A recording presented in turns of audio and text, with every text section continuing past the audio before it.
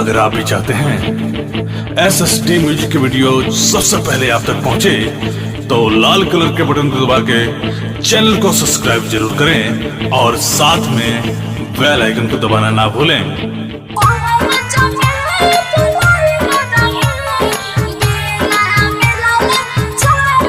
Presented by SSD Music.